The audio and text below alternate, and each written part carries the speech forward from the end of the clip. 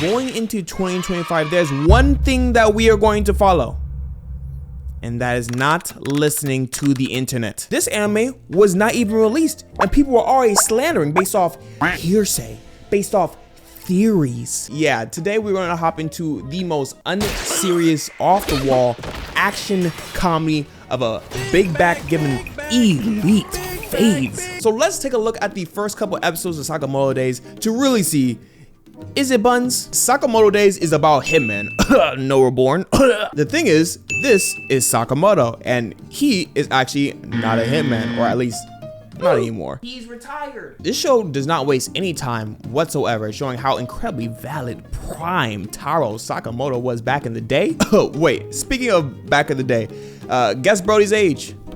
Come on, I'll give you a couple seconds. Go ahead. I'm impatient. 27. 27. I'll say it again, 27. This sequence is covered in this all red tint, probably due to the massacre that you are about to witness on the screen. First impressions, okay.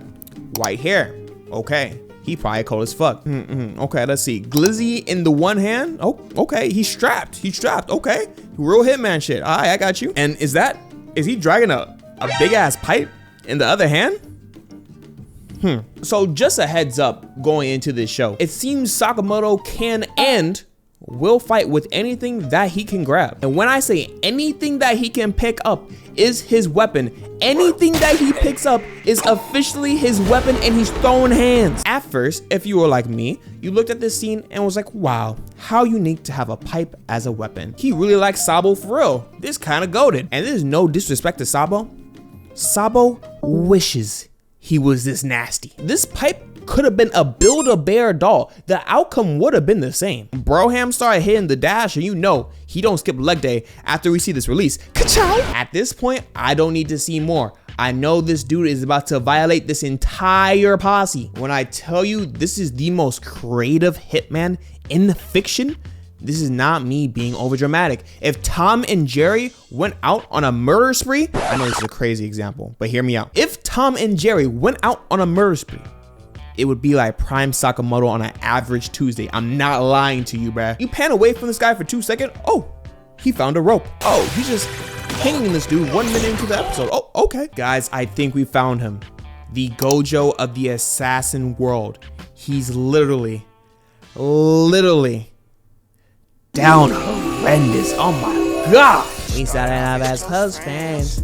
Tell me how you turn into my girlfriend. But before we see how this pans out, let's thank the sponsor of this video. Have you guys ever been in a situation when you're waiting for a callback from your job or your girl after you got into a fight, and you finally hear the ring go off, and then suddenly it's just, your package can't be delivered due to incorrect information. Please input your social security, place of residence, entire bank account. I don't know about you guys, but this is annoying to me, especially since we use our phones every single day. And if you guys are like me, even when you block these numbers, they spawn back up like a game of Call of Duty Zombies. They don't go away. Well, look no further than the sponsor of this video, Aura. Aura contains a ton of features to keep your information protected and out of the hands of anonymous callers trying to pretend you have a $3,000 fraud alert in Dogecoin. Their data broker opt-out feature helps you remove personal information out of the hands of identity thieves, scammers, or anyone out there that's just trying to sell your information. Or maybe you're like me and you have 1,000 passwords because one site requires special characters, one site requires all caps,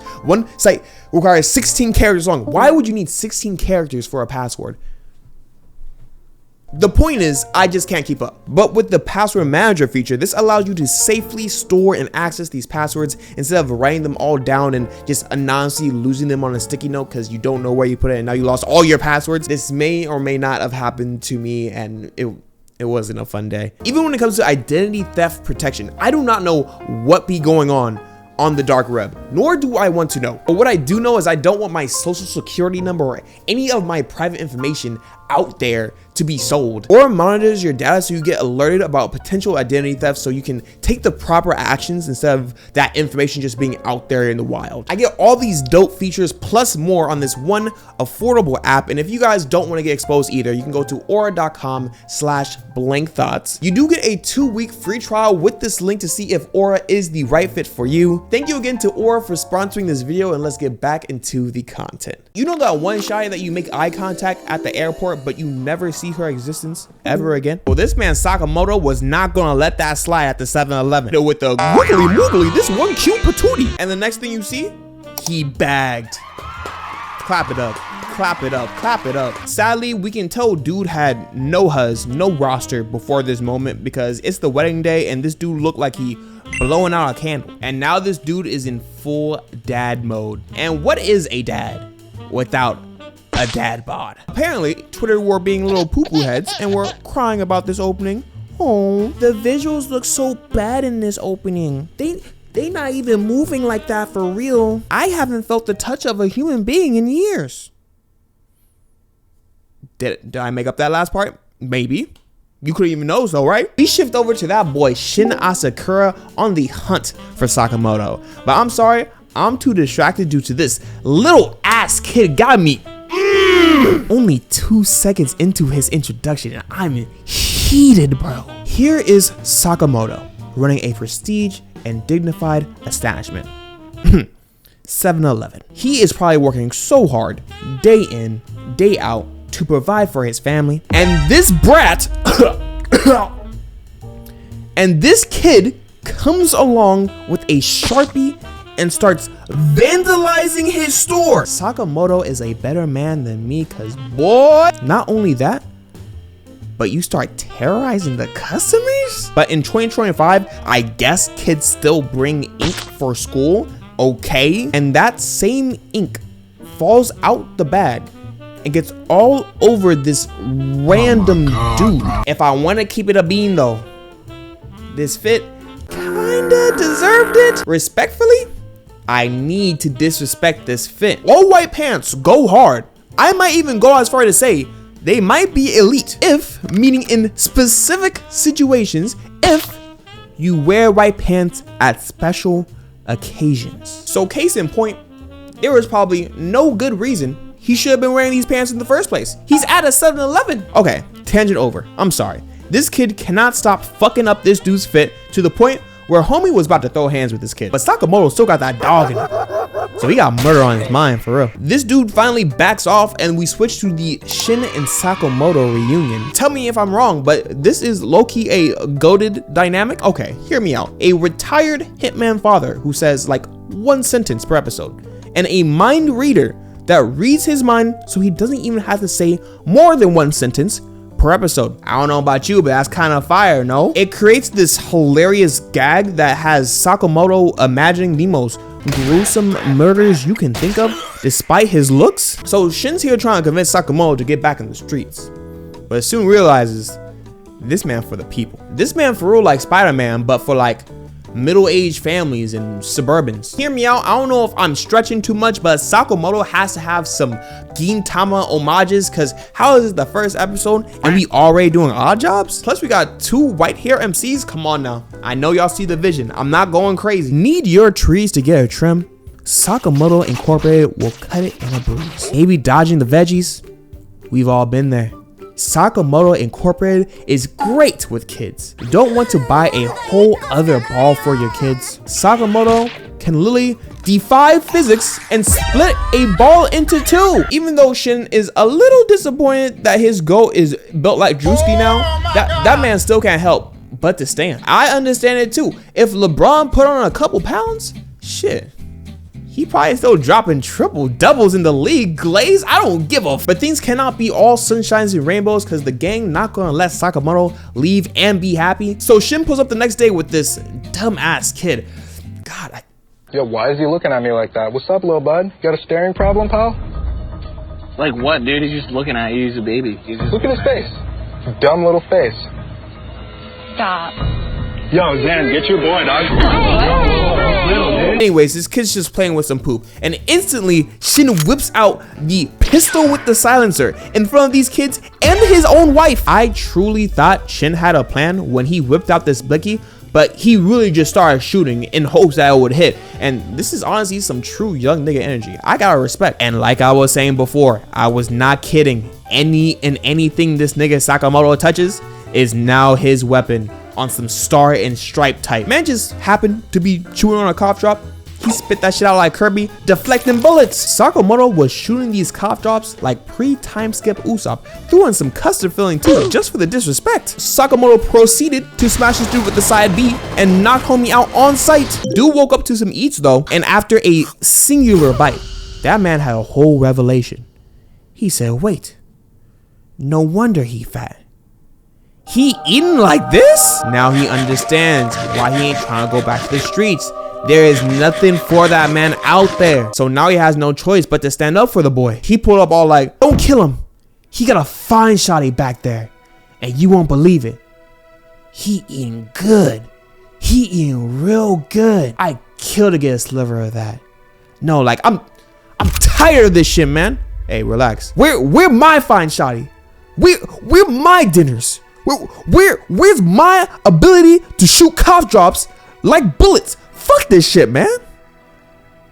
Nah, fuck this shit and fuck y'all too. Hey, yo, it's not that serious, bro. Hey, chill out. You good. But one thing we will not do on this channel is disrespect Shin Asakura. Shin was holding his own. He was dead ass fucking these thugs up. They literally had dudes with whole bazookas, and this dude out here dodging and weaving with his clairvoyance ability, looking like prime katakuri. Sakamoto may be different, but I cannot sleep on Shin. He was getting it in until he wasn't. That's where Sakamoto comes in like Enel with the taser. He got a whole ass taser and a library of weaponry. But first thing he pulls out are some chopsticks to absolutely start terrorizing these niggas. If I just saw a 300-pound man deflect my bullet with some Chinese food chopsticks, oh no, I am outie. I'm not doing it. Dude caught 2 bullets only to one hand toss this dude into oblivion. I have no clue where he got these lead pencils from, but he's using it to fling back all these bullets. He may have the most destructive punches I have seen this season, and I've been watching Jinwoo literally terrorize the entire verse just to throw Shin in an apron and say, go get a job. Told this boy to get his money up, not his funny up. Now he's working at the spot. Anyways, now that Shin went from unemployed to minimum wage, his benefits come with the privilege to glaze Sakamoto anytime he wants. Dude was yapping so hard, talking about his aura, his moves, his sauce. So much he got him in trouble with baby girl. She said no killing. Bad boy. Wifey threw out the D word too quick over him almost breaking the family rule. This family rule ends up being the sweetest thing ever, but be patient. We'll get there. So you know he's gotta make it up to girly the only way men know how. Food. You argue with your girl? Food. You lie to your girl? Food. You cheat on your girl? Therapy. Find help. I'm Michael Jordan. Stop it. Get some help. Shin was inspired for real. I'm surprised he wasn't taking notes. It was almost the perfect plan until Kagura came to ruin it. I'm sorry, but can I not think of one of my top 3 favorite animes of all time when I see a character look just like this and just like this and then just like this and just like this? Anyway, she destroyed all the buns. This may as well been an act of terrorism in the eyes of Sakamoto. But she has no time whatsoever to worry about these buns because she has these hands to worry about. Despite Sakamoto being in his fields, the boys had to come in and join these hands. In them poses, Shin smacking niggas with signs. Sakamoto still has his minds on the buns, so he had to hit the dash for real. Then we shift to Vector's parallel universe Asian 40-year-old counterpart. That's what I'm gonna call him, because I don't know his name. This dude is smacking the absolute brakes off this fodder minion. It do not matter though, because these guys had to come in hot with the shellinku to snatch bro's head off. Okay, tell me if this is just me, but it doesn't even seem worth hiring people like this. You walk into my estate, my property, and you start cutting my team's head off. No one else seeing the red flags, just me. But to be fair, what is Bowl Cut gonna do? Fight? So now we have literal sociopaths following the crew. Nice. All Sakamoto wanted to do was get his girl some food, man. We go back to Xiao Tang giving us her 30-second tragic and depressing backstory of her clan getting the Kurapika / Sasuke treatment. But honestly, Sakamoto still got his mind on these pork buns, and he hit her with the, "You look like you make some mean pork buns. I can really work some magic if you..."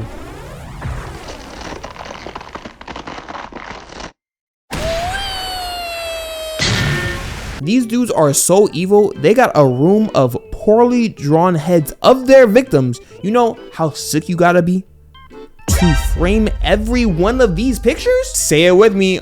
Run back, fade. Shin honestly does not care about any of the hype though and goes straight for the hard right. Other dude thinks he's about to speed blitz homegirl, but Sakamoto had to hit the boy with the gum no battle axe straight out of Arlong Park. Had bro rubbing his bald head. It was crazy. Ain't gonna hold you though. At this moment, Sakamoto looking like that nigga. Xiao Tang was too ready to get her get back, and Sakamoto had to check her.